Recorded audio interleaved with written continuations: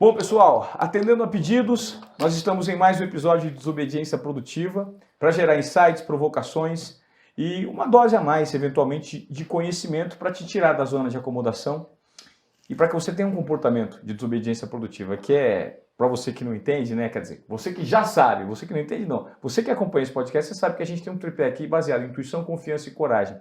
E mais uma vez, nós trazemos talvez o maior neurocientista da atualidade. Maior por conta do impacto que ele está gerando nas mídias digitais.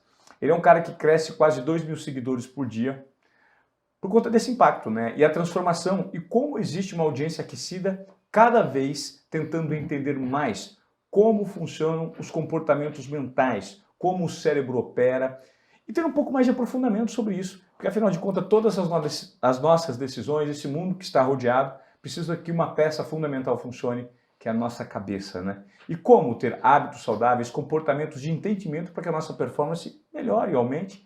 Por isso o Wesley Delanogari está mais uma vez aqui para a gente conversar, né, Wesley?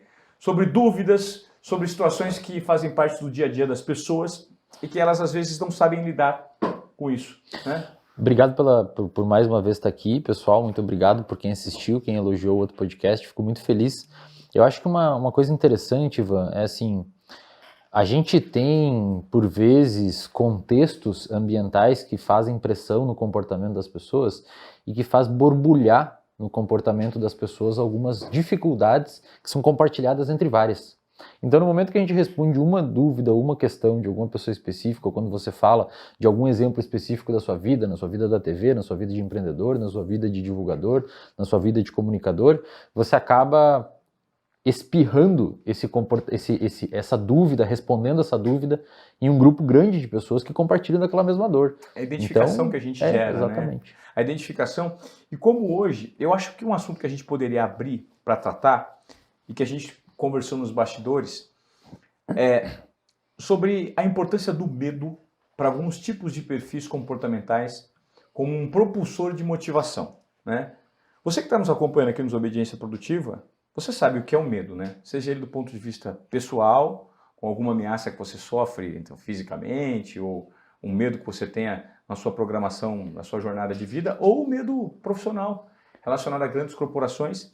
E o Wesley, como além de ter o reservatório de dopamina, que é um clube fechado em que ele explica quais são, de que forma trabalham os mecanismos mentais, ele também faz atendimento de pessoas de alto nível, de alta performance, que são perfis comportamentais do mercado corporativo com grande responsabilidade, são tomadores de decisão. E a gente estava conversando sobre o nível de pressão a que essas pessoas são submetidas e de que forma elas performam. E ele me explicou algo muito interessante, é que o medo acaba sendo um propulsor disso tudo. Me dá mais detalhes sobre isso, Wesley? Quando eu comecei na clínica, Ivan, eu comecei quando eu estava eu preciso contextualizar um pouco para a galera entender. Claro. Quando eu comecei na clínica, eu comecei no meio do meu doutorado, quando eu estava ainda em alguns experimentos em andamento no meu doutorado em neurociências. Depois de um tempo, e devido a eu começar a fazer divulgação de conhecimento nas mídias sociais, o pessoal acaba gostando muito e vem me acompanhando, entendendo o que eu estou falando, consequentemente veio uma demanda muito grande de pessoas querer atendimento comigo. E para eu conseguir ter mais tempo para estudar, para eu conseguir ter mais tempo de produzir conteúdo e entregar de graça muito conteúdo para muitas pessoas que não têm a possibilidade de pagar uma consulta minha, o que eu comecei a fazer? Eu comecei a aumentar o meu valor da consulta, devido à demanda de pessoas que estava vindo. Consegui abarcar outros psicoterapeutas para trabalhar comigo para que as pessoas que não tenham condições de pagar a minha consulta possam ser, ainda assim, de alguma forma, atendidas por pessoas que são treinadas por mim, tá? Impactadas pelo seu conteúdo. Impactadas pelo meu conteúdo. E também eu faço questão de deixar um horário na minha agenda livre para conseguir responder pergunta da galera, dúvida da audiência, para aquelas pessoas que não têm condição nenhuma de consultar um psicólogo ou alguma coisa assim, ainda assim ter ali algum conteúdo gratuito no Instagram e no YouTube e tal. Quando eu comecei a aumentar esse ticket, começou, obviamente, a selecionar as pessoas que conseguiam pagar. E, consequentemente, eu comecei a me perceber atendendo um nicho muito específico de pessoas na clínica. Pessoas, principalmente grandes empresários, grandes executivos ou pessoas do mundo esportivo, etc., de alta performance. Alta performance física ou psicológica e mental. Intelectual também, né? Isso é bom e ruim. É ruim por quê? Porque você nicha muito os seus atendimentos e, portanto, você pode começar a ignorar uma parcela importante de questões que influenciam a saúde mental das pessoas. Por essa razão que eu sempre faço questão de abrir caixinhas, de estar sempre de olho na dor das pessoas, para não ficar num nicho específico ali. Mas é bom, por outro lado, porque você começa a ter acesso a muitas pessoas que não se conhecem na vida real e elas trazem as suas dores e o seu padrão cognitivo comportamental para mim. Então, as coisas meio que afunilam a mim.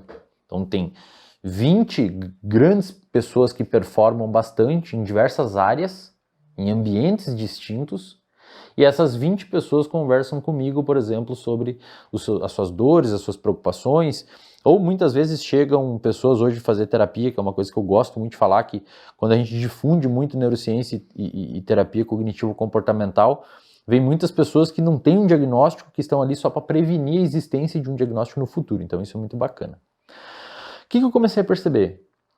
Foi meio que sem querer, é verdade, no início.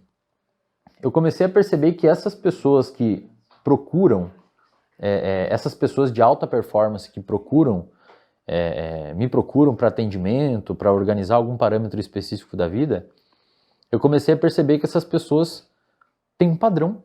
E principalmente um padrão específico no que diz respeito à interpretação e à resposta ao medo. Então o que eu comecei a perceber? Que todas as pessoas de alta performance que eu atendi até hoje, e alta performance, entenda, cognitiva, intelectual, psicológica, porque para você ter alta performance no esporte, você tem que ter um psicológico muito alinhado para conseguir lidar com aquela situação de estresse. Eu percebi que todos eles têm medo. Mas não medo no sentido que a gente normalmente fala por aí. Um medo de perder o que já conquistou e voltar num lugar que antes eles estavam. Que era um lugar de desconforto lá Um atrás. lugar de desconforto, muitas vezes, ou um lugar que passava muita dificuldade, um lugar que não conseguia fazer as suas realizações ou colocar em prática os seus desejos, ou muitas vezes ajudar as pessoas que queriam ajudar na família, etc. Então, o que eu comecei a perceber? E aí até é importante falar isso, que muitas vezes as pessoas distorcem um pouco o que é a população de alto rendimento, principalmente quando envolve dinheiro, né? Que é uma coisa meio que confusa na cabeça do brasileiro. É meio confuso o jeito que a gente lida com dinheiro. Essas pessoas eu comecei a perceber que elas não são, na realidade, ambiciosas por querer mais uma recompensa. Elas são ambiciosas para não voltar onde estavam. E quando você se comporta para evitar voltar aonde você estava, isso impulsiona você para frente. Então, vou te dar um exemplo natural. Imagina que você está andando na rua e você é uma pessoa que tem muita dificuldade de fazer atividade física. Você tem muita dificuldade, não consegue correr, não consegue fazer exercício e tal. Se vem um pitbull raivoso, babando para o seu lado, acuando alto, você tem aquele estímulo sonoro no seu ouvido, você tem um estímulo visual de ver um animal gigante babando, correndo para o seu lado. Cara, não existe preguiça nesse momento para correr. Você vai correr. Não interessa se doa o corpo. Inclusive o seu organismo, ele prepara uma resposta específica endocrinológica, mediada por hormônios e neurotransmissores, que a gente pode eventualmente falar, que é uma resposta endocrinológica arquitetada para você fazer aquele comportamento. Por quê? Porque você teve um estímulo ali que gerou medo em você. Essas pessoas de alta performance têm mais ou menos essa resposta em um nível mais baixo. Claro que elas não têm taquicardia sempre que tem que tomar uma decisão ou um estresse bizarro, mas são pessoas motivadas pelo medo. Então a pessoa não é motivada em alcançar, ela é motivada por não voltar onde ela estava. Isso, Ivan, e aí me interrompe se as minhas conversas, se eu falo demais. Quando a gente olha neurobiologicamente, a motivação, na verdade, a dopamina, que é o neurotransmissor envolvido com motivação e não prazer, muita gente acha que é prazer, é motivação. É motivação. Motivação, dopamina da motivação para buscar o prazer. Só que aí tem uma coisa na dopamina que muitas pessoas não entendem quando vão estudar sobre dopamina. A dopamina, ela existe para gerar motivação para você buscar uma recompensa. Então eu digo para você que você está com muita fome agora. Muita fome. Você é um caçador-coletor lá na savana africana morrendo de fome. Eu falo pra você, tem um pé de laranja depois daquele rio. Cara, a sua dopamina vai subir para você buscar a recompensa que é a laranja. Ah, ela acontece previamente. Previamente. Sempre previamente, isso tem bons estudos demonstrando. Sempre previamente. Quando você comeu a laranja, já nem tem dopamina no seu cérebro. Ela aumenta para você buscar a laranja, tá? Só que a dopamina aumenta numa outra situação. Se não existiu o pé de laranja, mas existiu um rio e tiver um leão correndo atrás de você, a dopamina aumenta para você cruzar o rio também. Então não existe uma recompensa lá na frente, mas você está fugindo de um perigo. E isso faz sua dopamina aumentar. Então dopamina e, portanto, motivação existem 2 cenários, para você buscar uma recompensa e para você fugir de um perigo. Na minha experiência clínica, atendendo essa população, a dopamina deles aumenta na segunda situação, para fugir de um perigo. Então eles não querem perder o que construíram. Não necessariamente eles querem mais, por ser ambicioso. Claro que muitos é os 2. Mas o que eu tenho visto, e isso é muito curioso, me impactou bastante, porque muitas vezes a gente acha, pô, o cara é ambicioso, ele já tem 5 milhões na conta e quer 10. Não é que ele quer 10, ele não quer ter 2. E para não ter 2, ele garante que não vai ter 2 buscando o 10º. Isso estimula a performance, né? Estimula a performance. Então essas pessoas de alta performance, cara, eu falo isso abertamente, sou muito criticado muitas vezes, mas aí quando você está de certa forma numa linha de frente em algum assunto, as pessoas ora te gostam do que você fala, ora batem no que você está falando. Eu entendo que faz parte do game isso, de apanhar um pouco de alguns grupos. Eu acredito, com base no que eu já estudei sobre neurociência e comportamento, que se você analisar um histórico de comportamento de um grupo específico de pessoas, você consegue explicar por A mais B o porquê que aquelas pessoas se comportam daquela forma e o que levou elas a se comportar daquela forma e, portanto, em algum grau você consegue modelar isso em outra pessoa. Ótimo, esse é um assunto super Você interessante. entende o que eu quis dizer? Perfeito. Tanto que a próxima pergunta está baseada nisso. Ou seja, por meio de o agrupamento de pessoas com o mesmo nível de comportamento e de resultados, você pode, eventualmente, montar um algoritmo, ou uma fórmula, ou né, uma equação que faz com que esses comportamentos, eventualmente, possam ser replicáveis. Exato. É basicamente isso? Pensa assim, ó, quando você vai treinar um atleta de fisiculturismo ou de endurance, um triatleta, um maratonista, alguma coisa assim. O que você faz? Você procura um treinador que já fez isso com outros organismos. Perfeito. Então ele sabe qual que é a frequência cardíaca que esse organismo tem que operar num determinado período e quais os nutrientes tem que estar dentro desse organismo, quanto tempo. Você fala assim, ó, para um treinador experiente de triatlon. Triatlon, nada, pedala e corre, é bizarro, um negócio que não é fácil de fazer. Você fala para um treinador experiente de triatlon, eu corro hoje 10 km e quero começar no triatlon. Quando que eu vou conseguir fazer um Ironman? Que é a prova de triatlon mais difícil lá, o Ironman completo. Um treinador experiente, ele consegue te falar exatamente, mais ou menos, à luz ali do seu contexto, quanto tempo de treino você vai ter que ter para conseguir fazer aquilo. Ou seja, ele tem um protocolo que ele já fez em outras pessoas num contexto semelhante ao teu. Ele vai perguntar, você tem como ter um nutricionista? Você tem como comer? E você tem X horas por dia para treinar? Tenho. Então daqui 2 anos você consegue. Ele tem um protocolo de como executar aquela alta performance no esporte. Você consegue fazer, de certa forma, algo muito parecido com o comportamento de pessoas dentro de uma empresa, por exemplo. Se você souber exatamente a quais, que a gente chama de reforçadores, ou seja, o que reforça o comportamento da pessoa, o que ela é dinheiro, é ócio, a pessoa precisa reconhecimento, ela precisa ter liberdade e autonomia, o que sensibiliza essa pessoa específica e o que reforça o comportamento dela, falando para ela, fazendo ela vir aqui, dar o seu melhor e conseguir fazer e tal. Você constrói um perfil comportamental daquela pessoa, baseado nos antecedentes de histórico de vida dela, e isso é uma coisa muito complexa de fazer e por vezes não é 100%, mas você consegue ter uma noção. Afinal de contas, você dá 100 pessoas para treinar para um triatlo, para um professor de triatleta, talvez nem os 100 vão conseguir fazer um Ironman, porque diversas questões envolvidas. Mas ele tem uma fórmula que ele consegue aplicar ali que faz com que os triatletas fiquem, a maior parte consiga. Quando a gente vai ver performance e alta performance de pessoas, eu percebo mais ou menos isso. Existe um padrão, cara. Então, eles têm... A grande maioria faz exercício físico, eles são medrosos. Não medrosos no sentido pejorativo, mas eles se organizam. Quando eles veem que Eles organizam processos para blindar em várias instâncias que dê problema na empresa. Então o cara tem 2 sistemas em vez de um, porque se caso um cair, tem o reserva. Pô, e se isso não é uma coisa de uma pessoa medrosa, não sei o que é. Eles não deixam ponta solta. Não vai dar errado. Eu atendo muita gente da área digital hoje, não digital de mídia, mas digital de internet, que trabalha com softwares e startups e tal. Cara, os caras têm, às vezes, 3 bancos de dados para não perder, se caso caia a luz num, não sei o que, para não perder os dados. Os caras se blindam. E se você for ver o histórico de empresas que deu certo, muito provavelmente a existência desses comportamentos de medo foi o que selecionou essas empresas que continuaram existindo. Porque aquele cara que não botou 2 sistemas e deixou um, quando caiu a luz ele perdeu todos os dados e perdeu acionistas, perdeu investidores e a empresa quebrou. Então esse perfil e esse comportamento de medo, por vezes, pode ser um preditivo, inclusive, de que a empresa vai talvez dar certo. Claro que a gente não tem esses dados e tal, mas é uma coisa que eventualmente daria para fazer. Você entende o que eu quero dizer? Existem traços de comportamento, assim como, por exemplo, em muitos atletas, a grande maioria dos atletas de altíssima performance são muito obsessivos.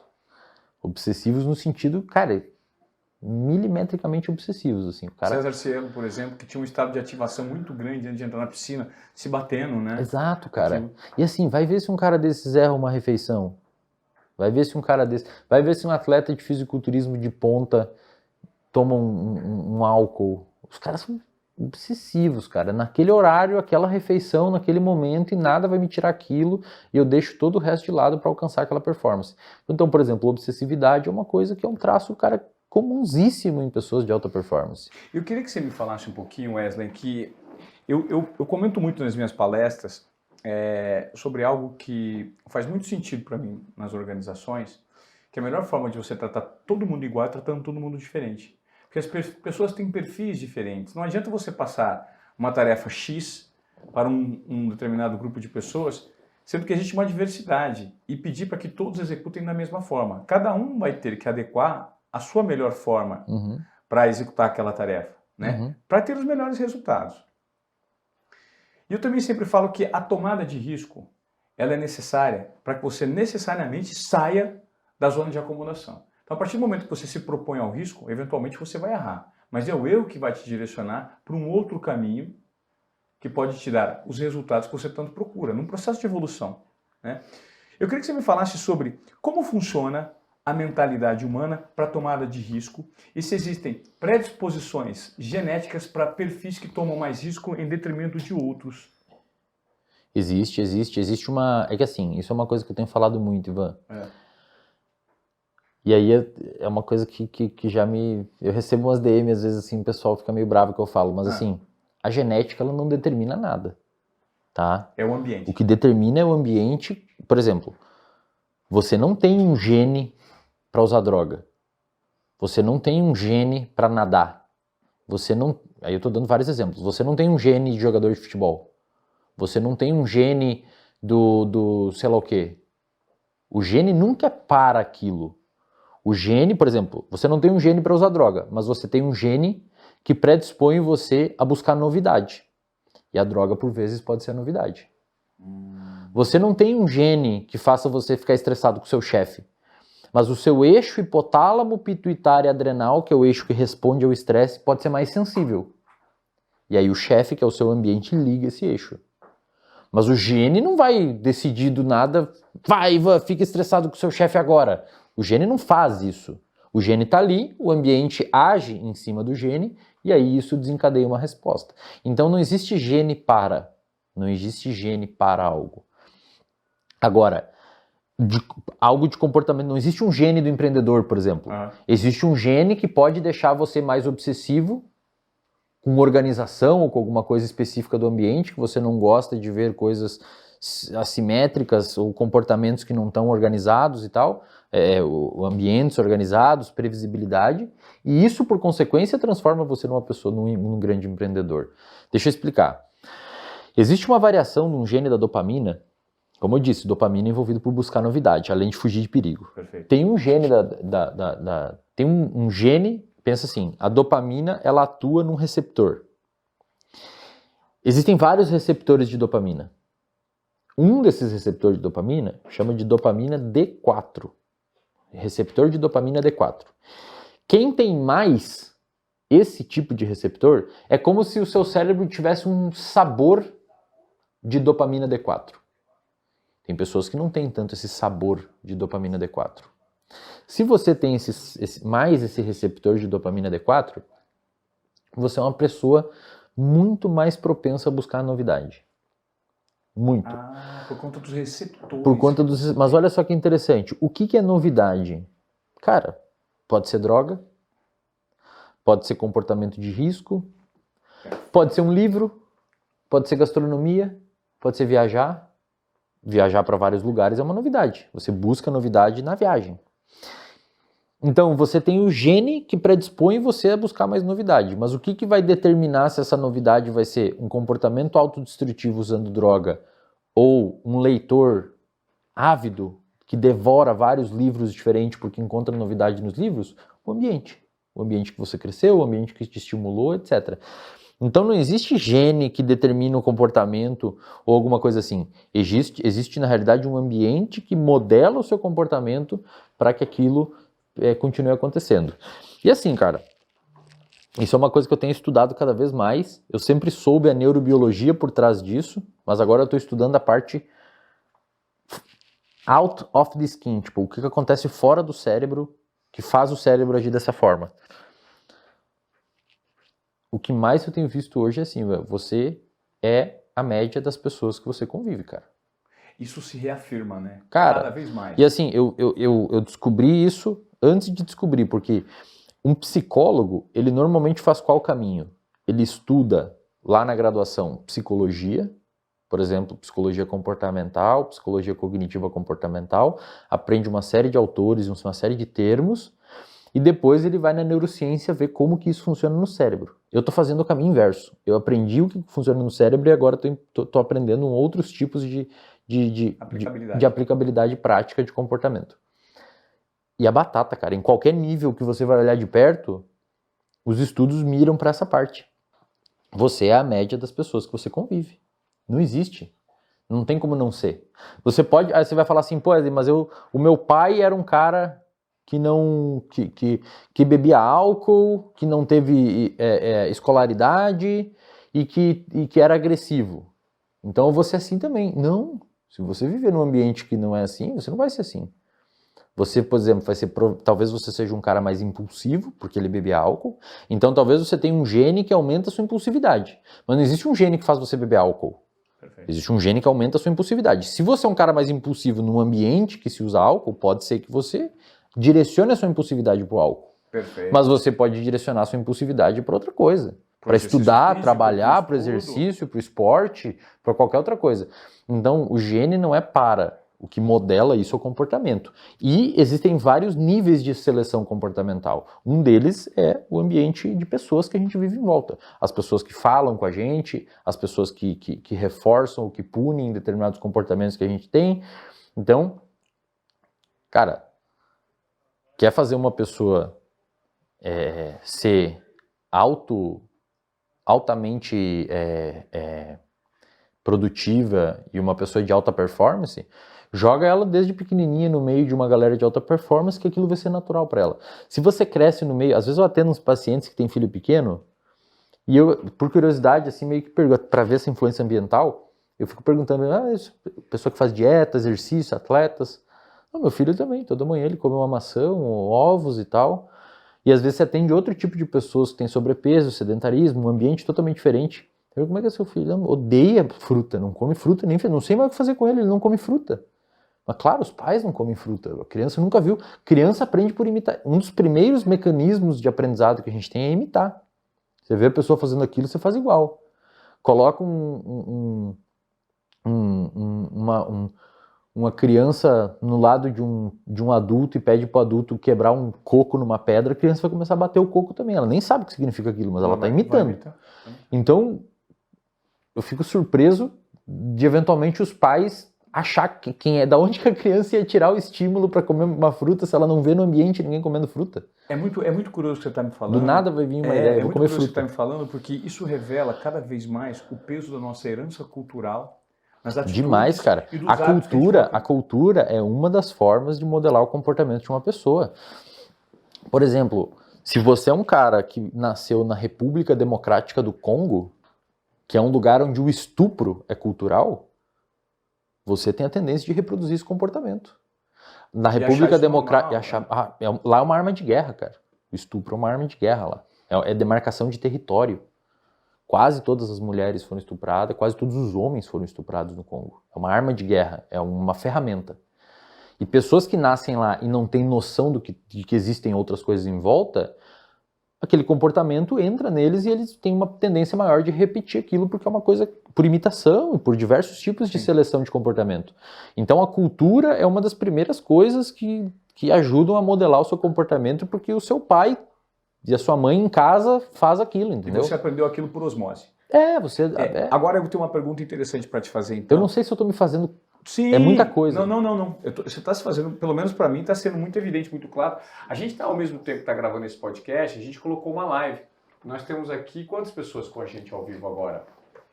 900 e... Quase 1.000 Quase pessoas 1.000 ao pessoas. vivo. É impressionante como a audiência do Wesley Delanogari está explodindo, está arrebentando no Instagram, como eles são participativos e como esse assunto... E lá no RD, lá no do RD tá 100 pessoas. 100 pessoas. Dá um alô pro Instagram do RD lá. Fala, pessoal do RD. Logo o Ivan tá lá. Logo. Reservatório de dopamina. Olha, eu tenho mais uma vez o privilégio de estar com esse cara super disruptivo no mercado, que vem com uma abordagem interessante, gerando provocações e novos tipos de conhecimento, né? Para um público específico, ávido por entender como funcionam os mecanismos mentais e de que forma, inclusive, a comunicação se adequa a isso. Eu tenho uma pergunta para fazer para ele sobre comunicação, mas antes disso, eu queria te fazer uma pergunta que é super interessante, que a gente fala, poxa, muitas vezes você é vítima, inclusive, dessa herança cultural que você recebe, principalmente no seu ambiente familiar, e repete hábitos e costumes muito, assim, como você mesmo disse, no Congo, o estupro é algo estimulado, então as pessoas tendem a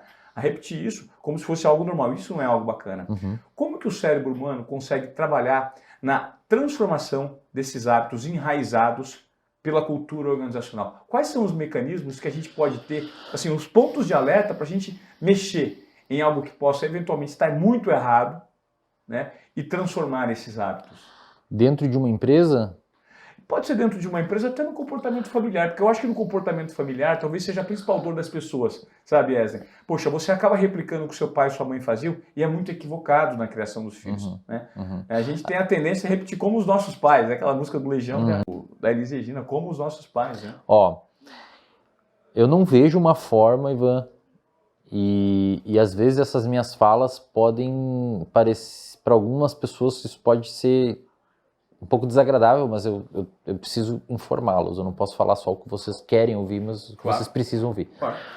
Eu não vejo uma forma de uma pessoa alterar um comportamento sem que ela tenha acesso prévio a uma informação de que existe outros tipos de comportamento. Então, o seu comportamento hoje, cara, e eu falei isso, inclusive, num podcast esses dias, explodiu no YouTube um corte lá que o pessoal comentou bastante. O seu comportamento hoje, ele é muito mais modulado, eu diria que até 100%, tá? Pelo ambiente que você vive do que por você mesmo. Vou dar um exemplo. Se você entra se você entra numa sala quente, digamos que você está num lugar e você entrou numa sala quente, começou a ficar muito calor nessa sala e você pediu para ligar o ar-condicionado para a temperatura ficar mais gostosa na sala. O fato de você ter verbalizado, solicitado, ter tido o comportamento de falar ali e pedir para alguém ligar o ar-condicionado, não, na minha opinião, cara, por incrível que pareça, não foi decisão sua.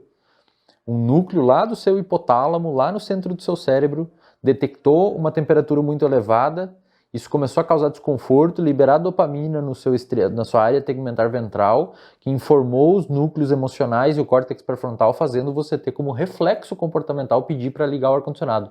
Porque em outras vezes na sua vida você ligou o ar-condicionado e aquele desconforto passou. Então foi um reforço. Quando tá calor e você liga o ar-condicionado, você é reforçado a voltar a ter esse comportamento lá na frente. Por que eu tô falando tudo isso? Porque a forma que você se comporta hoje, cara, ela é consequência do ambiente que você vive. E era consciência do ambiente que você vive e talvez não consciência do ambiente, consequência do ambiente que você viveu. Não, também, com certeza, consequência do ambiente que você viveu. Então, mas do momento predomina sobre o que você viveu? Exemplo, a minha pergunta é baseada no seguinte sentido. Vamos supor, eu preciso romper com ciclos viciosos de comportamento, né, que eu herdei da minha família. Vamos supor, o meu pai tinha um hábito de beber demais. Então eu cresci achando que beber demais era muito legal. Uhum. E numa conduta repetitiva de comportamento, né, beber demais fazia parte da normalidade, era comum, era inclusive interessante, porque era um ritual, né? Era um ritual, então era muito interessante. Então beber demais, apesar de ser nocivo para o corpo, e a gente tem esse entendimento, não é legal.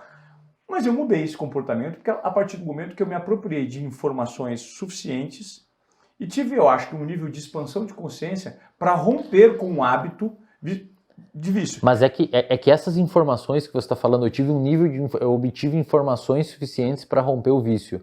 Essas informações que você obteve é ambiente.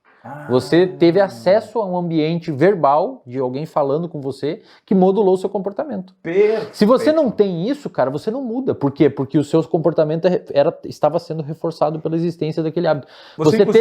Você me falou isso, inclusive, falou assim, quando você teve essa mudança, provavelmente você estava convivendo com pessoas que não tinham esse hábito, certo? Exato. E ao fato de você estar nesse ambiente, isso reforçou o seu comportamento. Exato. Isso começou primeiro que não tinha os estímulos ali disponíveis a todo momento.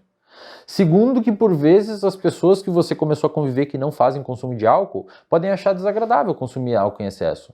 Então, o seu comportamento, de certa forma, ele não é reforçado, você não está sendo reforçado a beber.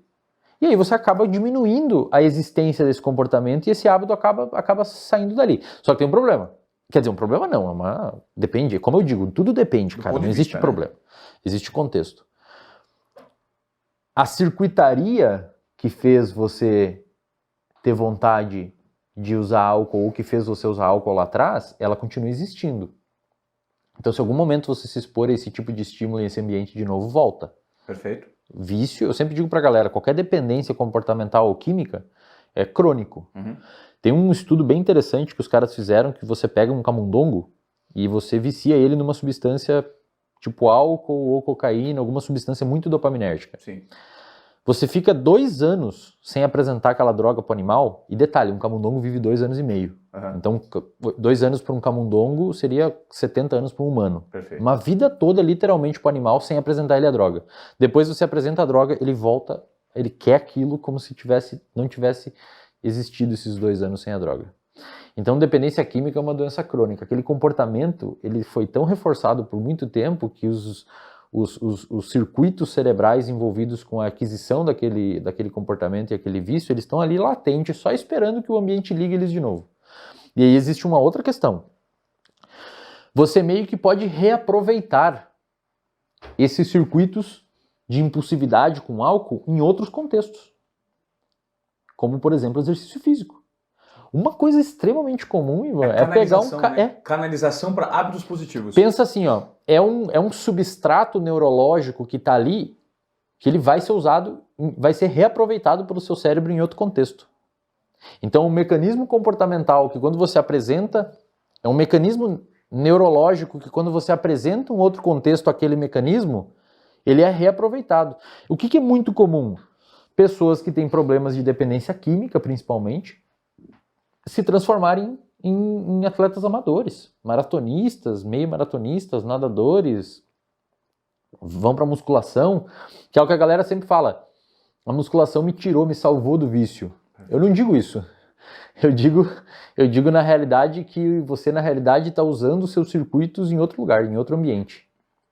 Então os circuitos, um cara que eu gosto muito de citar é o David Goggins, que era um cara com sobrepeso, obesidade, sedentário, e hoje ele é o único americano que se formou nos Rangers e nos SEALs, lá nos Estados Unidos. E hoje ele é ultramaratonista, corre 100 milhas. Acho que você me contou essa da última. Verdade, e olha só, cara, o mesmo... Não existe um neurotransmissor novo que o cérebro dele criou. Ah, vamos criar aqui o neurotransmissor Ivamoré. É um novo neurotransmissor que o cérebro, uma genética nova. É o mesmo cérebro, só que está operando, aqueles mesmos circuitos estão operando em um outro lugar. É tipo você ter uma Ferrari que estava andando numa estrada de chão, batido, e agora está andando num asfalto. É o mesmo mecanismo em ambientes diferentes. Então isso que as pessoas têm que entender. Não é que a musculação salvou você ou a corrida salvou você do vício. Na realidade, você apenas começou a obter recompensas em um outro contexto e o seu cérebro meio que usou aquela predisposição e impulsividade que você tem de uma forma mais adaptativa, num contexto mais adaptativo. Mas o circuito é o mesmo. É por isso que você vê, por exemplo, ultramaratonistas correndo com bolha no pé, todo assado, desnutrido, dói, cara, os caras correm 100 km, dói, o corpo dói, o joelho tá uma bola, os caras de Ironman, o pé fica gigante, aquilo machuca eles, mas eles continuam fazendo, porque é um comportamento compulsivo, mesmo doendo, você continua fazendo, mesma coisa que um usuário de droga. Então, para mim, os sistemas são os mesmos, só que o ambiente direcionou, exatamente. E aí, olha que interessante, existe um outro contexto que consegue salvar muitas pessoas do vício e que na realidade é como se fosse o esporte, é uma troca, é a religião. Perfeito.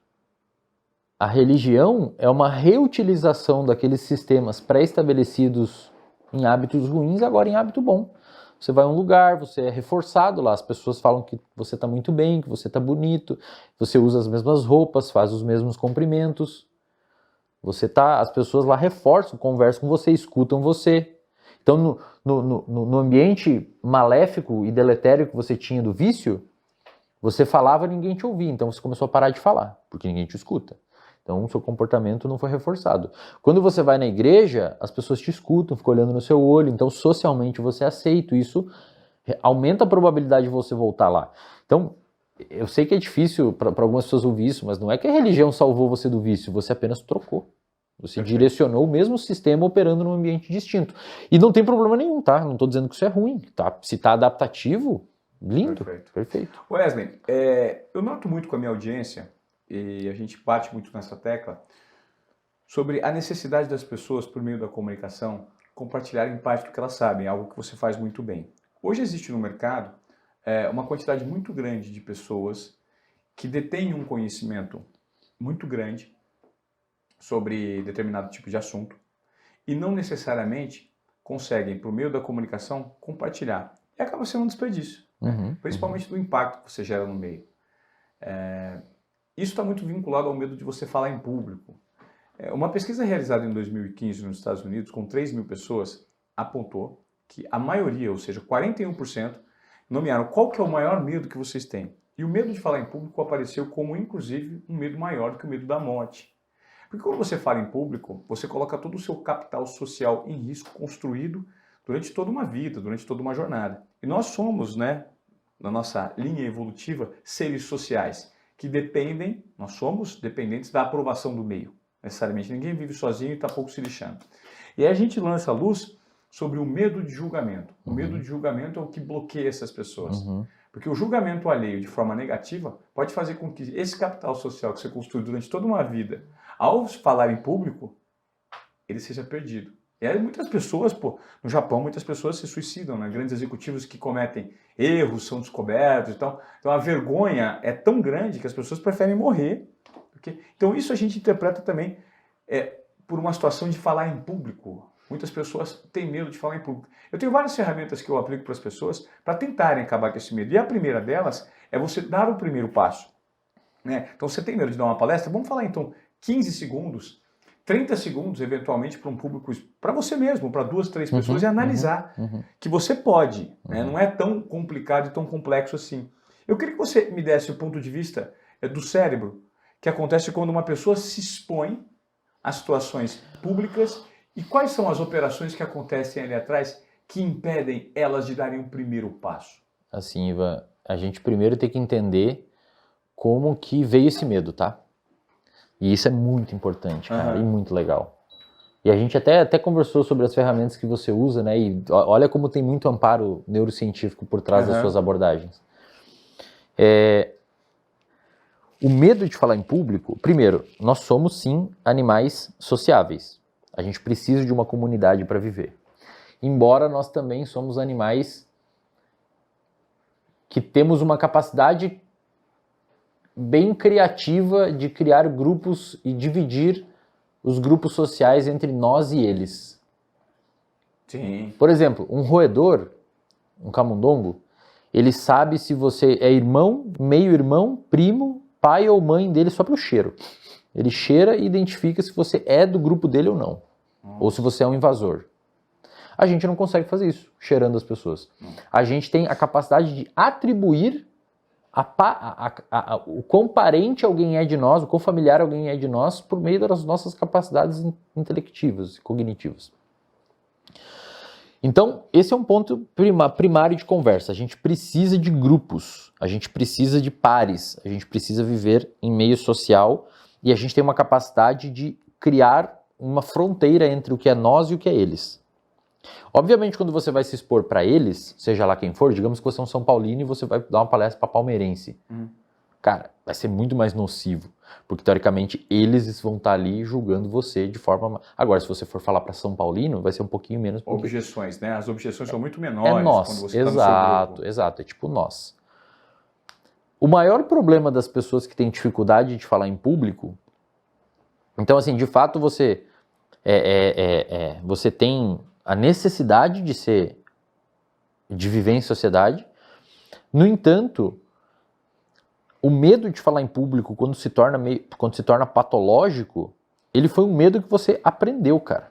E eu já vou te explicar o porquê. Isso é uma coisa que as pessoas muitas vezes não percebem.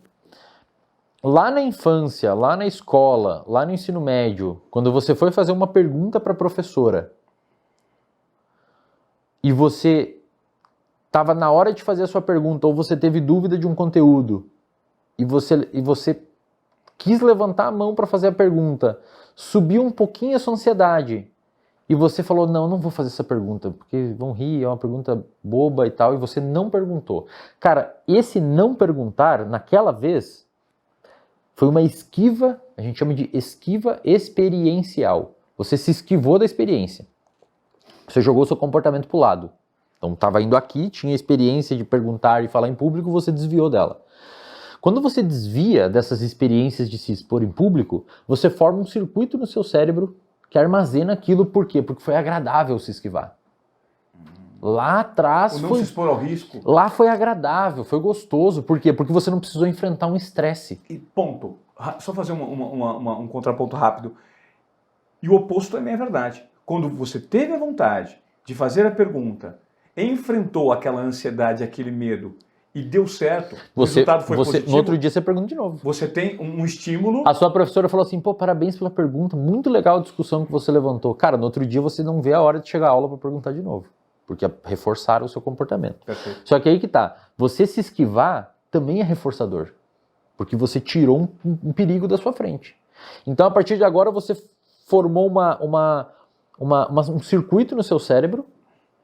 Você formou um circuito no seu cérebro que vai reforçar a esquiva depois de novo. Então você não teve um problema de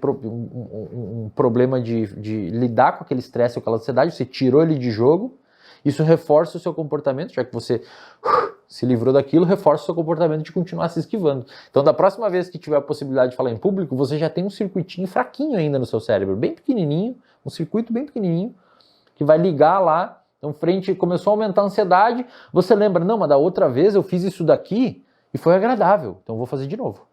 E, cara, aí você começa a se esquivar. E você vira um mestre em se esquivar em falar em público.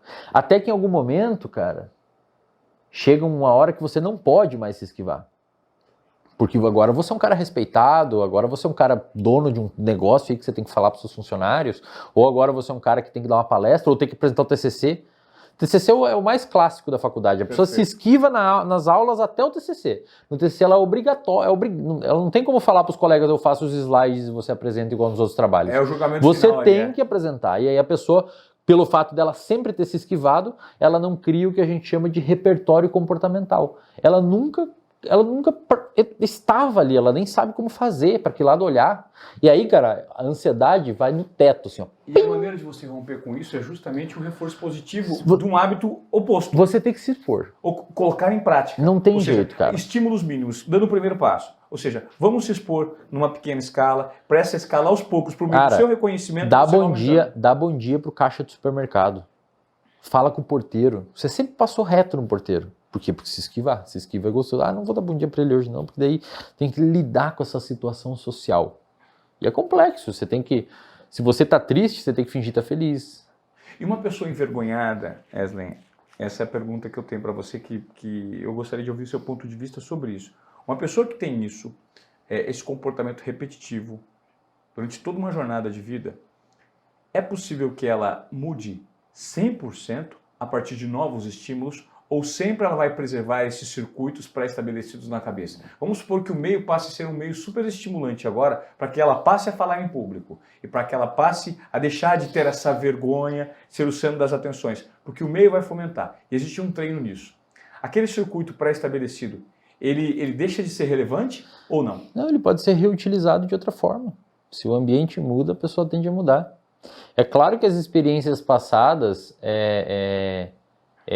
vão influenciar o comportamento dela, mas agora vão influenciar num contexto diferente. Então, por exemplo, uma pessoa que muitas vezes foi sempre muito agressiva, no bairro, na adolescência, etc. Então ela tem um comportamento de ser agressivo. Aí ela virou policial. Agora, o comportamento dela vai continuar sendo agressivo, mas muitas vezes, dependendo do ambiente que essa pessoa estiver, pode ser um comportamento, sei lá, salvando uma família ou alguma coisa, pode ser um comportamento agressivo num contexto, em algum momento, num recorte funcional, talvez. Uhum. Ou, sei lá, muda.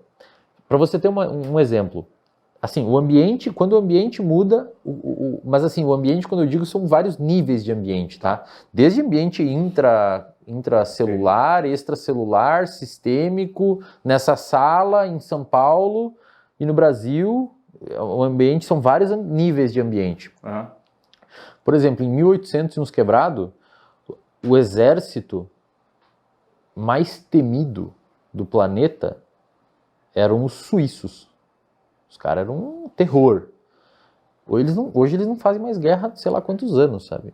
Inclusive, se bota exército suíço, os caras hoje tem até uma foto que a galera tira sarro, eles estão pelados na neve correndo, porque não tem o que eles fazerem, não tem guerra. Sim. Então, mudou o ambiente, mudou o contexto, muda o comportamento das pessoas. Uma pessoa que sempre foi, digamos assim, disfuncional a vida toda e formou circuitos de disfuncionalidade, se você muda o ambiente que essa pessoa está vivendo e os estímulos que ela está recebendo, o cérebro é plástico. O cérebro vai se moldar aquilo que você está oferecendo para ela. Então você consegue mudar, com certeza. Interessante pra caramba. Eu vou aproveitar aqui, eu fiz uma caixinha de perguntas, sabendo que você ia participar mais uma vez do nosso podcast, para que as pessoas mandassem as suas dúvidas, que a gente tentasse solucionar alguns problemas que fazem parte da rotina, do dia a dia das pessoas. E tiveram umas perguntas interessantes aqui que eu quero compartilhar. Quero perguntar para você, na verdade, para a gente ajudar essa galera. Uma delas é o seguinte: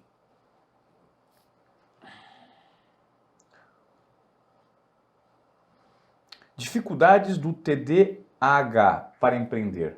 O TDAH, ele gera dificuldades para a execução de tarefas, basicamente, ou não? Cara, depende. Porque, assim, o TDAH, ele é conhecido como um transtorno do neurodesenvolvimento. Então, a pessoa, desde pequenininha, apresenta problemas... É difícil o TDAH, cara, porque o nome é ruim. O nome que deram não é um nome útil. Porque deram o nome de transtorno de déficit de atenção. Déficit de atenção. Mas o TDAH ele não tem déficit de atenção, ele tem excesso de atenção. A atenção dele está em todo lugar. Então ele teria déficit de sustentar a atenção num lugar. Talvez esse fosse um nome mais útil. Então não é que o TDAH não tem atenção, ele tem muita atenção. Perfeito. E isso pode, dependendo do ambiente, resultar numa disfunção de comportamento ali, a pessoa não consegue render. Ou rende demais. Ou rende demais. Michael Phelps talvez seja um exemplo. Michael Phelps seja um exemplo. Ele tem TDAH e ele fala nos livros dele que a água era o lugar que acalmava ele. Então ele queria sempre estar na água. Pra você ter uma noção, Ivan, o córtex pré-frontal, que é a região que está atrás da testa aqui, em pacientes com TDAH tem uma redução da dopamina, da sinalização dopaminérgica. Isso implica em duas coisas. Primeiro, O córtex pré-frontal é o que faz o gerenciamento da atenção. Então, de fato, ele não consegue botar a atenção num só lugar, porque digamos que essa área está com pouca gasolina, ela não está funcionando direito. E segundo, se você está com pouca gasolina nessa região que monitora a atenção, que organiza a atenção, essa região também freia o seu comportamento. Então é a região que inibe o seu comportamento. É por isso que muitos pacientes com TDA, com déficit de atenção, têm hiperatividade, porque tem pouca dopamina no freio do cérebro. Então por isso que a parte dos pacientes com TDA tem TDAH, que é transtorno de déficit de atenção e hiperatividade. Então você vai ter ali na sua frente, cara, uma pessoa com uma atenção muito difusa. É como se a atenção de um paciente com TDAH fosse um tiro de 12. Espalha chumbinho para todo lado. Uhum. E uma atenção de uma pessoa sem TDAH saudável, com ciclo circadiano organizado, sono em dia, tudo bonitinho, fosse como um sniper. Ele consegue prestar atenção no livro e nada em volta. O paciente com TDAH, ele tem como se fosse um tiro de 12. Então ele está lendo o livro, mas o celular vibrou, deu um barulho na rua, ele joga atenção em todo lugar. Qual que é o mecanismo de tratamento? Psicofarmacológico, por meio de medicamentos que aumentam a dopamina no córtex pré-frontal, e comportamental. Então ele tem que entender o ambiente, ali, construir um ambiente que favoreça a atenção dele ficar ok. Empresa. Aí que tá. Se o paciente com TDAH consegue construir uma rotina de trabalho que se encaixe às demandas atencionais dele, a forma com que a atenção dele funciona, ele vai ter uma performance tão boa quanto, se não melhor, que uma pessoa sem TDAH. É exatamente o que a gente também pode falar sobre o Michael Phelps. O tipo de exercício ou de modalidade que ele escolheu para performance é o que favorecia uma característica dele. Exato. E assim, eu diria que se o Michael Phelps estivesse talvez praticando um esporte que precisasse gerenciar várias coisas, talvez ele não ia ser, talvez vôlei. Se ele fosse um quarterback, por exemplo, talvez não ia funcionar, cara. Talvez não ia funcionar. Talvez não ia funcionar. Ó, o nome de quem perguntou essa, deixa eu dizer aqui, essa pergunta foi feita pelo Léo Milani. Legal. Ele falou sobre o TDAH. Posso fazer só um adendo? Uhum. Que é importante? Pessoal, a prevalência de TDAH na população brasileira é 3 a 5%. Então, a cada 100 pessoas, 3 a 5 tem TDAH. Se você tem problema de atenção e você acha que é TDAH, toma cuidado, porque pode não ser. Você pode estar dormindo mal, você pode estar se alimentando mal, pode ser uma série de outros fatores não TDAH. Então, antes de tirar qualquer conclusão baseada nos sintomas que você está lendo na internet, procura ajuda de um profissional para te ajudar, e principalmente não toma medicamento sem indicação de um psiquiatra, porque por vezes você não tem TDAH.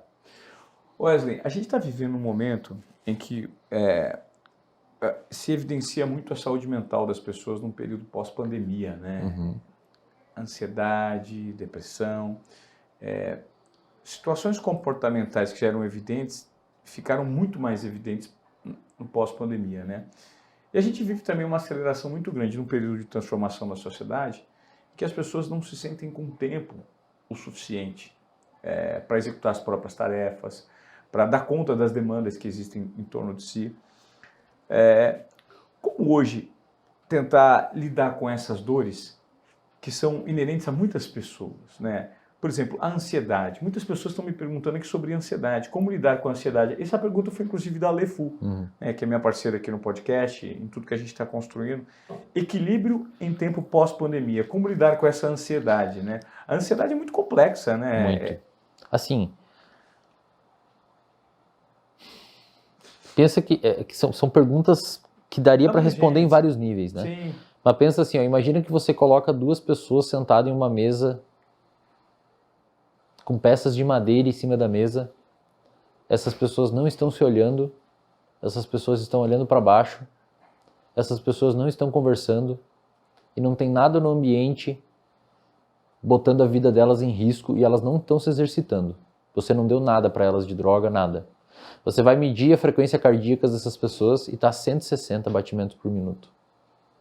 Aí você olha o que elas estão fazendo, jogando xadrez.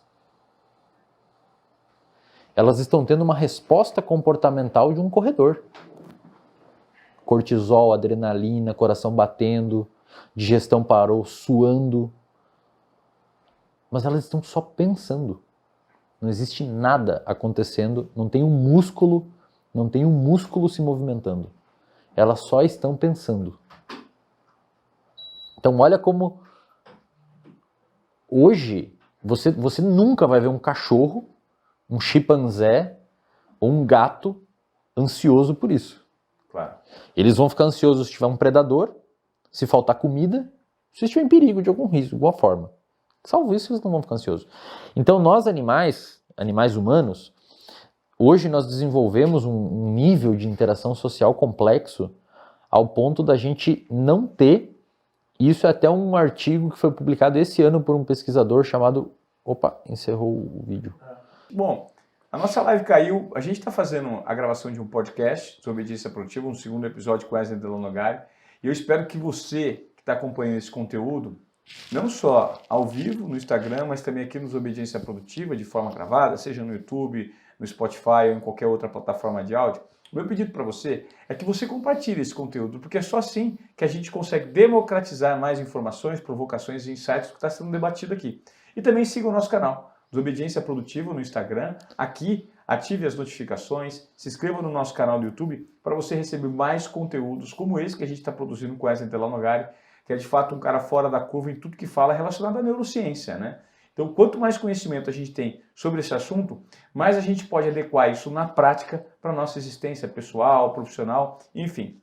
A gente estava falando sobre ansiedade aqui com o pessoal da live e o quanto hoje o fato do ser humano ter essa característica de se debruçar sobre atitudes do pensar, exercitar o cérebro e que isso reverbera no corpo por meio dos batimentos cardíacos, de uma ação fisiológica muito acelerada, é diferente dos animais. Né? Pensa assim, ó. Você dificilmente vai ver um pet seu estressado se ele não faltar comida, água ou ele tiver em perigo, ou se ele não estiver em perigo. Outros animais, eles têm um mecanismo de resposta ao estresse, por incrível que pareça, semelhante ao nosso. Para você ter uma noção, Ivan, quando você fica estressado, um eixo se ativa no seu cérebro, chamado eixo hipotálamo pituitária adrenal. A adrenal é acima dos rins. O hipotálamo e a pituitária são regiões do seu cérebro envolvidas com resposta ao estresse, liberam hormônios que lá no seu rim vai liberar cortisol, glicocorticoides, na sua suprarrenal, acima do rim. Pensa assim, uma ave, um anfíbio e qualquer outro mamífero, um réptil, tem a mesma resposta. Desencadeia a mesma resposta frente a uma situação estressante. Então, resposta ao estresse, eu estou falando de estresse porque neurobiologicamente estresse e ansiedade são semelhantes. A resposta química. Resposta ao estresse é uma resposta comportamental altamente preservada no mundo animal. Os animais respondem a situações estressantes como nós. Nós respondemos como os animais. Porém, o animal humano desenvolveu uma região do cérebro chamada de córtex pré-frontal, que só nós temos desenvolvida nesse nível, nessa complexidade, que faz com que a gente consiga ativar essas regiões envolvidas com resposta ao estresse sem existir o estresse. Então, por exemplo, um cachorro, ele vai ficar com esse eixo ligado, um gato vai ficar com esse eixo ligado se você botar um cachorro muito bravo perto dele. Mas se você tirar o cachorro, ele não é capaz de pensar. Não, acabou. Não, no outro dia ele não vai ficar pensando, vai vir aquele cachorro aqui de novo. Acabou. O eixo de resposta ao estresse, ele é muito importante para a nossa existência. Desde que seja ligado em momentos específicos. Sim. Não pode ser sempre. Então, para o ser humano evoluir, para conseguir se adaptar, etc., é importante que esse eixo funcione. O problema é que a gente conseguiu desenvolver tanto o nosso cérebro em algumas regiões específicas que permite que a gente crie cenários na nossa cabeça e esse eixo é sensível a essa criação de cenários. Então você fica pensando lá na reunião que você tem mês que vem, ou se o seu fornecedor vai entregar aquele produto porque teve não sei o que, teve greve de caminhoneiro e não sabe se ele vai chegar. Você cria uma série de cenários que não existem na vida real ainda e o seu eixo de resposta ao estresse libera estresse como se tivesse um leão no seu lado. E cara... Isso é tudo também responsável. Isso é o ônus do córtex pré-frontal. Exato. Porque tem o bônus, que é a capacidade imaginativa de projetar histórias e da gente estar transmitindo uma live aqui no que estuda a criação do córtex pré-frontal. Bônus. E o ônus é você antecipar ou só que pensa fantasiar. Só que pensa assim, a evolução, o ambiente, ele continua. E agora, isso que eu vou falar, cara, pode ser que soe bastante pejorativo se vocês não levarem em consideração o contexto do que a gente está falando aqui, tá, pessoal? A gente construiu uma sociedade tão complexa que o nosso cérebro, ele meio que não conseguiu acompanhar. Vou te dar um exemplo. Hoje a gente tem luz artificial. Nunca na natureza existiu luz artificial. Um caçador... A luz artificial é 0,2% da história do homem na Terra. Sim. De 300 mil anos para atrás, a luz natural foi recente, pra caceta. Sim. Então o nosso cérebro ele não sabe lidar com luz natural à noite. A luz natural nunca teve à noite. Os caçadores-coletores, todos os outros animais, durante a noite o sol se punha e eles iam para suas cavernas lá, no máximo com uma fogueira, e dormiam. Hoje a gente tem o advento da luz natural, da luz artificial. Inclusive o advento das telas. Qual que é o problema que isso está gerando? Uma inundação de insônia. Porque o nosso cérebro não tem mecanismo para lidar com isso daqui, cara. Nunca antes existiu luz artificial para o animal humano. Então, um estímulo ambiental que o ambiente proporciona que nunca antes o nosso cérebro foi exposto. E a evolução do cérebro, ela demora para conseguir selecionar quem consegue... Talvez daqui a 20 mil anos, talvez daqui a 50 mil anos, a gente consiga... Porque hoje já tem umas pessoas, por exemplo... que tem uma variação genética, é muito raro, tá? Então você que está assistindo provavelmente não tem, embora você vá achar que tenha. Existem algumas pessoas que conseguem dormir 6 horas e não tem déficit. Um humano hoje precisa de 7 a 9 horas, um adulto, de sono ininterrupto. Existem alguns felizardos que dormem 6 horas porque eles têm uma alteração genética específica. Talvez essas pessoas com o tempo vão passando tanto esse gene para frente que daqui a 100 mil anos a gente tem um animal humano dormindo 6 horas por noite. Talvez, não sei. Então o nosso cérebro ainda não conseguiu se organizar frente a esses estímulos ambientais. Qual que é a resposta? A seleção natural está atuando, as pessoas estão dormindo mal, eventualmente morre, o cara dormiu mal pra caceta, de noite foi dirigir um carro, no outro dia se acidentou. O fato dele ter dormido mal levou ele a se acidentar e, portanto, ele não vai passar esse comportamento de dormir mal pra frente de alguma forma. Só que, deixa eu só concluir, senão minha cabeça vai explodir aqui com esses bagulho. Pensa assim, ó. Então um dos circuitos que a gente não tem desenvolvido para lidar com o ambiente que a gente vive hoje é o circuito do sono. Perfeito. Ou seja, o ambiente está engolindo isso. A gente não foi criado para ter luz artificial à noite nos nossos olhos. Ponto. E por isso que as pessoas precisam ter o hábito que querem dormir melhor, precisam estar num ambiente em que construir um ambiente que mimetize, exatamente. Perfeito. Segundo ponto. Os nossos sistemas dopaminérgicos nunca existiu tanto estímulo hiperdopaminérgico como existe no mundo de hoje para os caçadores-coletores. Não existia videogame, não existia drogas, rede social. Nunca, cara, você pega um caçador-coletor na época lá de 100 mil anos atrás, 80 mil anos atrás, e dá um McDonald's para ele, capaz de explodir a cabeça dele. É uma dopamina que ele nunca antes viu tanta caloria num lugar só. Então nem os nossos sistemas de controle de apetite, nem os nossos sistemas de controle de impulso conseguiram acompanhar e vê se vocês estão me entendendo, pessoal que está aí assistindo. Os nossos sistemas de controle de apetite e os nossos sistemas de controle de impulso, eles não foram criados, entre aspas, ou em linguagem mais técnica, eles não foram selecionados num ambiente que tivesse tantos estímulos hiperdopaminérgicos do ponto de vista alimentar ou do ponto de vista comportamental como a gente tem hoje. Qual que é o resultado prático disso? Uma inundação de depressão e uma inundação de obesidade. Perfeito. Então a gente não tem um sistema para conseguir dar conta em sair na rua e ter 30 fast food hipercalóricos na nossa frente estimulando nós a consumir aquilo. A gente não tem um sistema pronto, é meio que covardia com a gente isso. Perfeito. É covardia com o nosso sistema, cara. É muito covardia. Porque é muito gostoso. Sim. E a propaganda faz a gente ir lá e consumir aquilo e tem brinquedo para as crianças e tem reforços em todo lugar. Então é muita covardia com o sistema. Você meio que consome aquilo porque era o que você poderia fazer. Ou seja, o ser humano avançou tanto tecnologicamente do ponto de vista do córtex pré-frontal que ele construiu ferramentas que está se esmagando. Que arrebentam o organismo. Exato. E o terceiro ponto, que a gente volta lá para sua pergunta, estou fechando o loop aqui, o estresse e a ansiedade. A gente criou um ambiente tão complexo que o nosso cérebro não foi criado para lidar com isso, cara. O nosso cérebro não foi criado para lidar com um ambiente de tantas variáveis a serem gerenciadas. Então esse eixo de resposta ao estresse que deveria... Imagine uma timeline da vida de um sujeito de 10 anos. Cara, num animal, esse eixo de resposta ao estresse vai ter vamos diminuir para 6 meses, fica mais fácil. 6 meses aqui. Cara, em 6 meses vai ter 1, 2 picos por mês. O bicho se assustou com alguma coisa, um pico. O seu gato em casa, o bicho passou fome um dia que você, sei lá, saiu, ficou um pouco sem comida e explodiu o cortisol. Então fechou, deu comida e encerrou. O do humano, muitas vezes, ou é todo dia pico, de manhã tem no trânsito, meio-dia porque não sei o que, de tarde uma reunião com o chefe. O dia inteiro dando pico que não era para acontecer.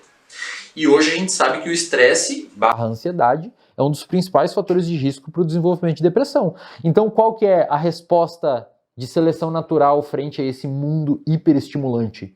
Tem organismos que não aguentam. E esses organismos que não aguentam, deprimem.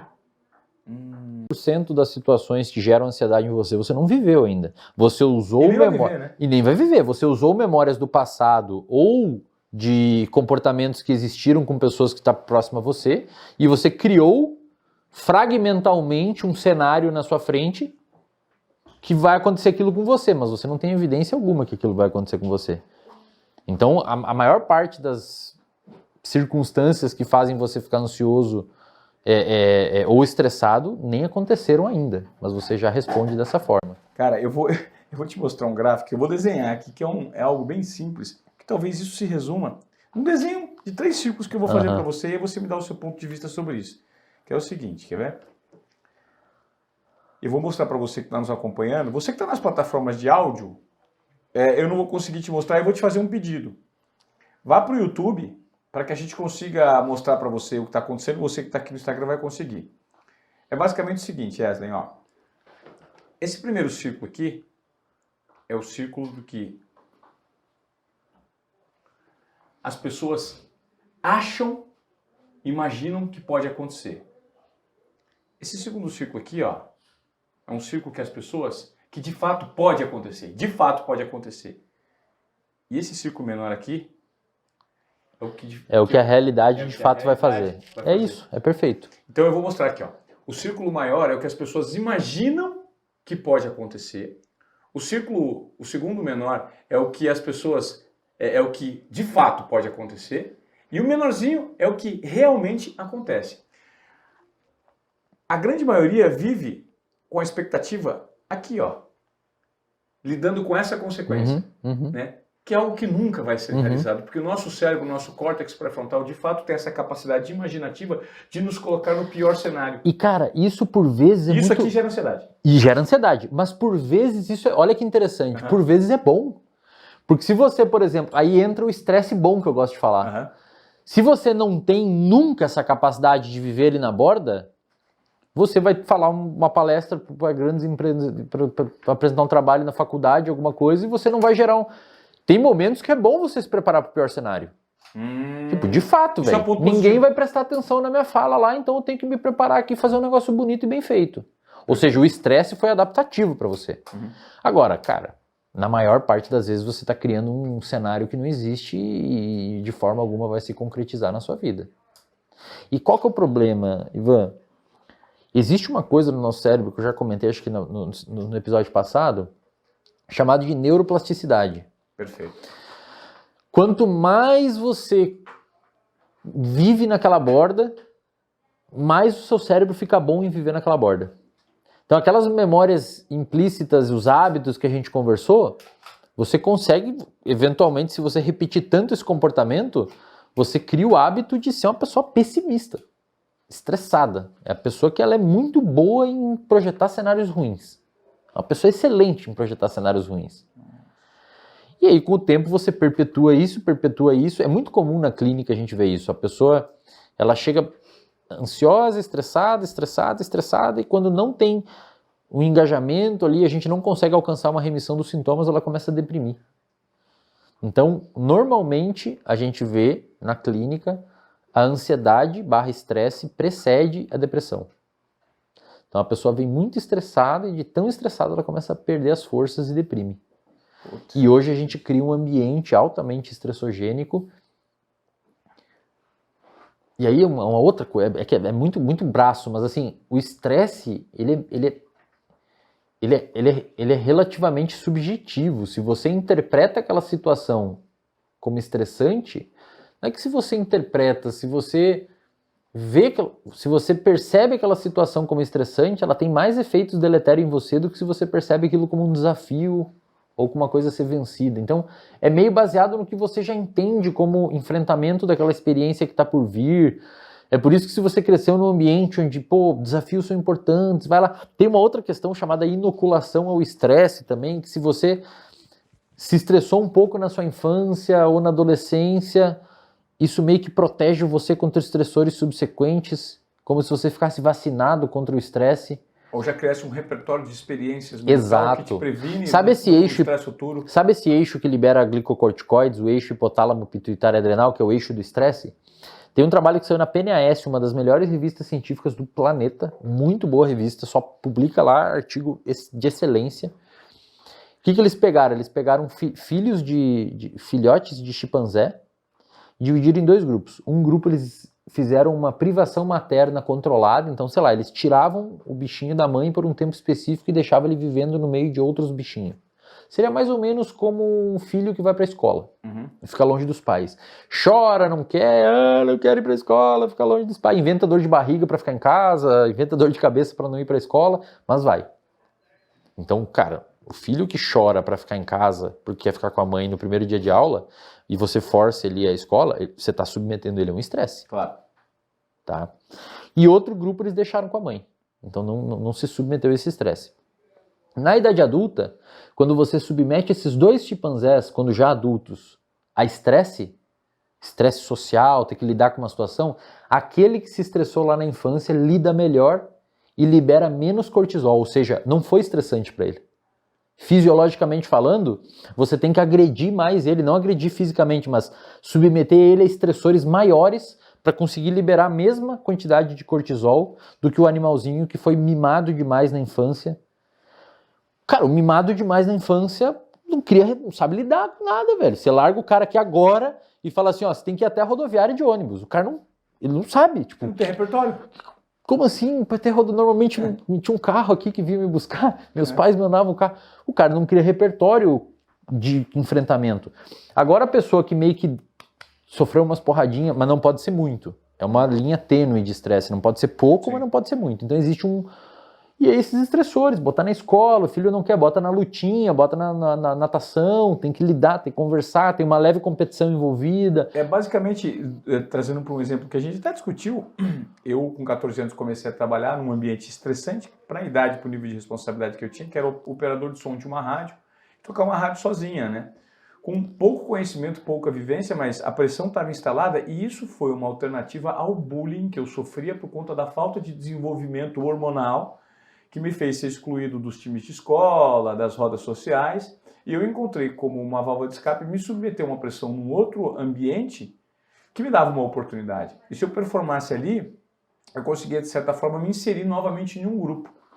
E isso me deu uma bagagem para que eu, submetido à pressão, por exemplo, de falar em público, ao vivo, para grandes pessoas, fosse uma zona de conforto.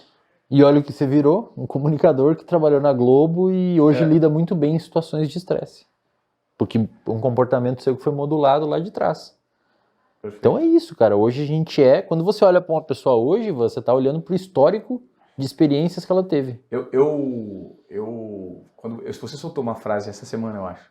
Né? Quando você está olhando para uma pessoa de sucesso hoje, você está olhando para o passado dela. Isso. Isso é maravilhoso. Essa frase me marcou. Quando você olha para um perfil hoje que tem muito impacto na sociedade, você está olhando para o que ela construiu, não é para ela hoje. Cara, ela é resultado das experiências vividas do ambiente e aí, que mudou. exato, cara. E aí muitas vezes você olha aquilo e você pensa, cara, mas sei lá, faz o que você quiser. Teve sorte, teve sei lá o quê, só porque teve um padrinho, só porque, cara, muitas vezes sim, mas velho, a pessoa ela fez. Ela construiu, ela moldou, ela se organizou, ela desenvolveu e chegou onde chegou.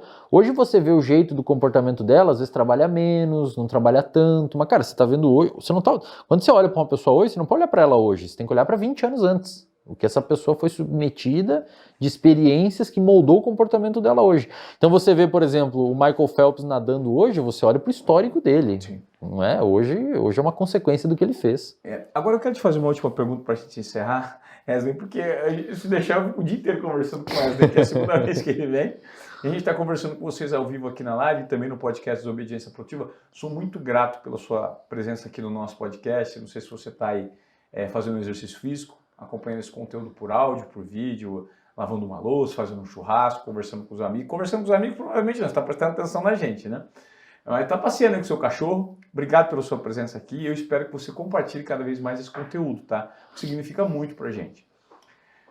Hoje, muitas pessoas capazes de execução e com uma experiência vivida, às vezes, em algum momento, vivem um momento de questionamento, de uma comunicação interna, de comparação. Nós vivemos hoje num período de extrema comparação por conta da vitrine proporcionada pelas redes sociais. Uhum. E a tendência nas redes sociais é as pessoas compararem sempre o bastidor dela, o que a gente vive aqui, as nossas dores, com aquilo que é exposto pelo outro. Só que o outro tem a tendência a expor o palco dele, um momento de sucesso, de superação. E aí a tendência é que a gente também crie uma sociedade ansiosa e muito, muito, muito pautada nos resultados imediatos, né, na rapidez que esses resultados se balizando por meio de comparação. Né? Pô, vou me comparar com o outro. Em alguns casos, isso gera aquela síndrome do impostor, né, de achar que você, apesar de ter um ótimo conhecimento, ao se comparar com os outros, se acha menos. Como lidar com isso, Wesley? Olha, eu acho que a comparação, se você souber usar como ferramenta, pode ser muito boa para você, porque o comportamento da outra pessoa pode, de certa forma, modelar o seu comportamento para o lado positivo se você souber usar isso. Sim. Agora, você tem que ter noção de réguas, né? Você não pode se comparar com Michael Phelps se você não é um nadador. Você nada como hobby, você é um empresário, você tem um mercado, você é um estudante, e você se compara a um cara, mas ele faz isso e eu não consigo. Peraí, mas vê o histórico de vida do cara e o seu, as coisas não dão match. Mas às vezes é importante você se comparar um pouco para ver até onde você pode eventualmente chegar dentro das proporções corrigidas. Agora, a gente até conversa, né, Iva, sobre por que, por exemplo, eu sempre falo para as pessoas, sou muito transparente com isso, por que tantas pessoas estão me acompanhando hoje, estão chegando no meu perfil e etc. Cara, eu sou super transparente quanto às minhas questões. Então o pessoal sabe que eu tenho um transtorno ciclotímico, eu sou bipolar. Então eu não tenho problema em falar sobre isso nas redes sociais. Eu mostro o meu passado, eu fumava, eu bebia pra caramba, tinha sobrepeso, nunca fui obeso, mas tinha uma desproporção de gordura, era sedentário, até o 5º, 6º período da faculdade eu não estudava, cagava para os estudos, achava perda de tempo, reclamava da vida e culpava os outros sem conseguir ler um livro. Então era esse padrão, reclamão, achava que todo mundo estava errado, eu estava certo, mas eu não conseguia lavar minha louça direito e não conseguia ler um livro direito. Puta gente boa para reclamar do mundo. Então eu mostro isso pra galera. E aí os caras me mandam um DM, falam, caralho, Wesley, velho, você é real, cara. Você é igual eu. E se você conseguiu dar a volta por cima, você é igual eu, cara. Então eu não mostro aqui quando eu tô, chego no hotel, deixo uma cartinha no hotel de boas-vindas pra mim. Eu mostro isso hoje. Mas ontem eu postei fotos de quando eu tava na graduação, que eu não conseguia comprar granola, tava me fudendo, peguei um livro, li pra caceta, não saía final de semana. Ao contrário do que muitas pessoas e grandes influencers da internet falam assim, não sei o que, é fácil, você consegue, vai. Eu falo o oposto. Eu falo assim, cara, não é fácil. Você vai ter que abrir mão de muita coisa. Na época que eu estava estudando neurociência lá no interior do Rio Grande do Sul, não tinha palco, ninguém me aplaudia. Quando eu entrei no mestrado, eu abri uma live uma vez para 18 pessoas. Uma vez tinha 12 e outro dia tinha 18. E eu falando, explicando sobre não sei o que, de neurociência e tal. Falei, 1 hora de live. Depois abri, tinha 30, 50, 100. Ficou 1 ano com 100. E hoje abre e tem 2.000. Esses dias eu fiz uma live para 3.000 pessoas explicando sobre neurociências. Nossa. Então, assim, não é fácil, cara. Qual foi o grande drive para essa mudança? Essa mudança de comportamento e de foco? Lá atrás, cara, primeiro que eu mudei de ambiente, então eu comecei a andar com pessoas que valorizavam o estudo. Esse é o primeiro ponto para você que está nos acompanhando. O ambiente comprovadamente exerce uma influência muito grande nos seus hábitos, nos seus comportamentos. Quer mudar de comportamento, quer ter mais disciplina, se associa a pessoas que têm pensamento similar a este proposto por você. Inclusive virtual. Então, se você muitas vezes entende que o Instagram está gerando ansiedade em você, toma cuidado das pessoas que você está olhando ali. Porque às vezes você está vivendo num ciclo de ansiedade porque você está acompanhando uma série de pessoas que geram ansiedade em você. E você não percebe. Então você vê lá, pô, a vida da pessoa, 1000 maravilhas, tudo certo, e você pensa, pô, eu sou um merda mesmo, não consigo fazer isso. Cara, às vezes aquela pessoa está sendo um estímulo ambiental nocivo para o seu comportamento. Claro. Clique em deixar de seguir. Se de um cara me mandou uma mensagem e falou, pô, você posta a galera que foi lá no RD, todo mundo conseguiu, tá conseguindo fazer, eu não consigo. Então eu falei, cara, se de alguma forma o meu Instagram prejudica ou gera ansiedade em você que não é adaptativa, deixa de seguir. Não tenha isso na sua vida. Vê suas coisas, depois você volta aqui, volta a seguir, vê se mudou alguma coisa. Mas assim, eu sempre digo para as pessoas, você não tem a obrigação de conviver com alguma coisa que faça você sofrer. Você pode tirar isso do jogo e não tem problema nenhum. Seja um pouquinho egoísta nesse aspecto. Então, se você quer eventualmente começar a performar em estudo, em trabalho e tal, conviva com pessoas, siga pessoas que façam isso e que tenham valores que de alguma forma influenciem seu comportamento para um lado produtivo. E eu digo, não é fácil. E aí eu não estou dizendo nem de experiência minha, eu estou dizendo experiência de toda essa galera que a gente conversou lá no início, que eu atendo da alta performance. Não existe, salvo um herdeiro ou outro, e ainda assim tiveram que ralar para manter o império, salvo isso, não existe caminho simples. Os caras abrem mão de ver a filha crescer. Os caras abrem mão de ter o churrasco com os familiares no domingo porque tem que resolver o pepino da empresa. Aí você fala, pô, mas eu não quero esse cenário. Beleza, então você não quer esse cenário, mas você quer um cenário assim? Ou se você não quer um cenário assim, não reclama que não tem, porque para ter, vai ter que fazer o que os caras fazem. Ah, mas eu não quero viver assim, dessa forma. Beleza, mas então não reclama que você não alcançou o que os caras alcançaram, porque eles deram isso, eles trocaram. Eu sempre digo pra galera, não é fácil, você vai ter que abrir mão, você tem uma energia psicológica e cognitiva limitada, que ou você vai canalizar muito para um lugar, ou você vai ter que diluir em vários e vai sobrar em alguns.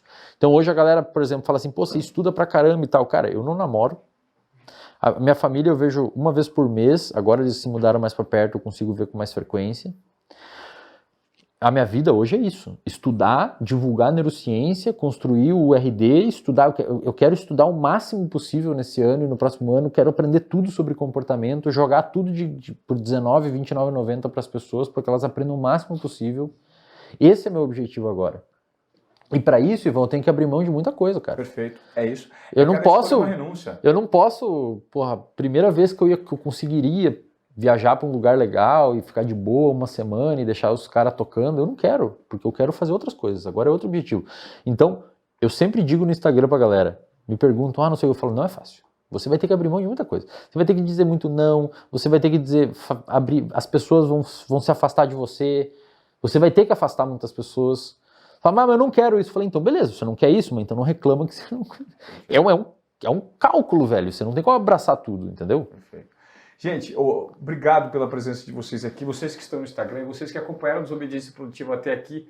Resden, vamos almoçar agora, que a gente está batendo um papo a manhã inteira. Vamos almoçar. Gravamos esse podcast e, mais uma vez, gostaria de agradecer o seu tempo, o seu conhecimento, né, para compartilhar aqui com o nosso público do nosso podcast, que de fato viu um grande valor, pediram para que a gente repetisse essa gravação e creio que coisas interessantes vão surgir aí nesse mindset que a gente está tentando construir juntos, né? Formatos de distribuição de conteúdo que façam sentido para a minha audiência, principalmente para a sua audiência também.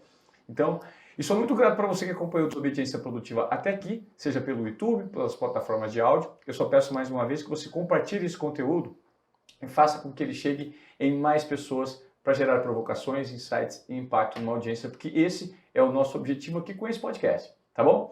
Galera do Instagram, muito obrigado pela participação. Resden, mais uma vez, tamo junto. Obrigado, pessoal. Tchau, tchau.